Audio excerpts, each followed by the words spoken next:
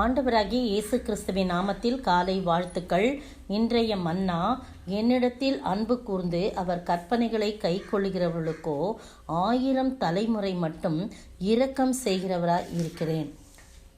யாத்திராகமம் அதிகாரம் 20 வசனம் 6. பாருங்க, தேவனுடைய அன்பை குறித்து, இந்த தெய்வீக அன்பை குறித்து நாம் இந்த மாதம் முழுவதும் தியானிக்கலாம். இன்றைய நாளிலே கூட ஆண்டவர் சொல்கிறாரு, தேவன் பேசி சொன்ன சகல வார்த்தைகளும் ஆவன அப்படின்னு 20ஆம் அதிகாரம் தொடங்குது.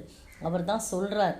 சொல்லும்போது என்ன சொல்கிறாரு, என்கிட்ட அன்பு கூர்ந்து என் கற்பனைகளை கை கொள்ளுறதுக்கு நான் என்ன செய்வேன், 1000 தலைமுறை மட்டும் இரக்கம் செய்கிறவராய் இருக்கிறேன் அப்படின்னு சொல்கிறத நம்ம பார்க்குறோம்.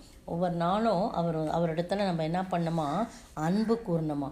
அன்பு கூறி அவருடைய கற்பனைகளை கை கொள்ளும்போது அவர் நம்மோடு மட்டும் இல்லை, நம்முடைய சந்ததியாய் அவர் என்ன செய்கிறாரு, இரக்கம் பாராட்டுகிறவராய் இருக்கிறார். 1000 தலைமுறை வரைக்கும் இரக்கம் செய்கிறவராக இருக்கிறார்.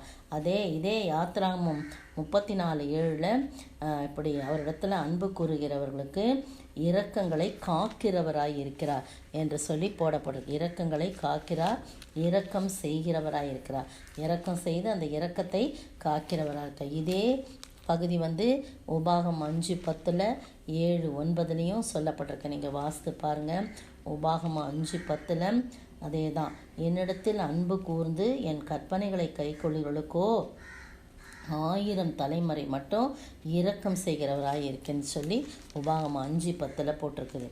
7:9 என்ன போட்டிருக்குன்னா, அதே தான், ஆகையால் உன் தேவனாகிய கர்த்தரே தேவன் என்றும் தம்மில் அன்பு கூர்ந்து தமது கற்பனைகளை கை கொள்ளுகளுக்கு அவர் 1000 தலைமுறை மட்டும் உடன்படிக்கையும் தயவையும் காக்கிற உண்மையுள்ள தேவன் என்று சொல்லி போடப்பட்டிருக்கு. அப்போது நம்மோடு கூட உடன்படிக்கை செய்து அதை கடைசி வரை அவருக்கு காக்கிறவராய் இருக்கிறார் என்று சொல்லி போடப்பட்டிருக்கு. இந்த அருமையான வேளையிலே நீங்களும் நானும் பாருங்கள், ஆபிரகாமை ஆசீர்வதிக்கும் போது சந்ததியாக ஆசீர்வாதம். வானத்து நட்சத்திரங்களை காட்டுறாரு, கடற்கரை மணலை காட்டுறாரு, பூமியின் தூளை காட்டுறாரு.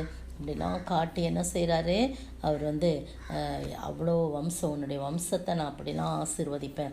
ஆனால் ஒரு குழந்தை கூட இல்லை. அப்போ சொல்லும்போது ஒரு பிள்ளை கூட இல்லை. ஆனால் அவன் விசுவாசித்தான், அது அவனுக்கு நீதியாக எண்ணப்பட்டது. நம்மலாம் சொல்கிறோம் இல்லையா, ஆபிரகாமின் சந்ததிகள். நம்ம ஆசீர்வாதம் கொடுக்கும்போது கூட ஆபிரகாம், ஈசாக்கு, யாக்கோபின் தேவன் என்று சொல்லி ஆண்டவரை அறிமுகப்படுத்தணும். அப்போ நமக்கும் அந்த ஆசீர்வாதங்கள் கல்யாணத்தெல்லாம் பார்த்திங்கன்னா, ஆபிரகாமை ஆசீர்வதித்த ஆண்டவா அருளுமே இந்த ஆசீர்வாதத்தை அப்படின்னு சொல்லி நம்ம மணமக்களை வாழ்த்தி பாடுறதை நம்ம பார்க்குறோம். நேற்றைய தினத்தில் பார்த்திங்கன்னா, அவரிடத்துல அன்பு கூறுகிறவளுக்கு எப்படி இருக்குமா, அவரே நமக்கு ஜீவனும் தீர்க்காயுசுமானவர் சொல்லி, தீர்க்காயுசுனா நீண்ட ஆயுசை நமக்கு கொடுத்து நம்மை ஆசீர்வதிக்கிறார். அவரிடத்துல அன்பு கூறுறது மட்டும் இல்லை, எப்போவுமே அவருடைய கற்பனைகளை கை கொண்டு நீங்கள் இதில் இருக்கு. நேற்று தினத்தினுடைய சத்தத்துக்கு செவி கொடுத்து அவரை பற்றி கொள்ளும்போது அவரே நமக்கு அவருக்கா ஜீவனும் தீர்க்காயுசுமாய் இருக்கிறான்னு சொல்லி பார்க்குறோம். அந்த ஆபிரகாமின் ஆசீர்வாதத்தை நாமும் பெற்று வாழும்படியாக அவரிடத்திலே அன்பு கூர்ந்து சந்ததியான அந்த ஆசீர்வாதத்தை நம்முடைய சந்ததிக்கு தேடி தரும்படியாக, சாபத்தை எல்லாம் ஆசீர்வாதத்தையும் அந்த இரக்கத்தையும் தேடி தரும்படியாக நாமே ஒப்பு கொடுப்போம். ஆண்டவருடைய சமூகத்தில் நம்மை தாழ்த்துவோம். என்னையும் தம்மை போல மாற்றும் இம்மானேசத்தை எண்ணியே உள்ளம் கனிந்து நான் என்றும் புகழ்ந்திடுவே. எண்ணியே உள்ளம் கனிந்து நான் என்றும் புகழ்ந்திடுவேன். ஸ்தோத்திரிக்கிற ஆண்டவரே, துதிக்கிற ராஜா கர்த்தாவே, உம்முடைய நேசம் பெரிது, உம்முடைய அன்பு பெரிது. நாங்களும் உம்மிடத்தில் அன்பு கூர்ந்து உம்முடைய கற்பனைகளெல்லாம் கை கொள்ளும்போது 1000 தலைமுறை வரைக்கும் இரக்கம் செய்கிறவராக இருக்கிறேன். அந்த இரக்கத்தை நாங்கள் பெற்றுக்கொள்ள நாங்கள் மட்டும் இல்லை, எங்களுடைய சந்ததிக்கு அந்த ஆசீர்வாதத்தை பெற்றுக் கொடுக்க, இரக்கத்தை காத்து கொள்ளும்படியான உம்முடைய கிருபையை நாங்கள் பெற்றுக்கொள்ள நீர் கிருபை செய்ய வேண்டும் என்று கர்த்தரும் மீட்பரும் ராஜாவுமாகிய இயேசு கிறிஸ்துவின் விலையேறப்பெற்ற நாமத்தில் ஜெபிக்கிறேன் பிதாவே, ஆமேன். நேற்றைய பதில்கள்: 1. விரல்களின் ஒன்றினாலும், லூக்கா 11:46. 2.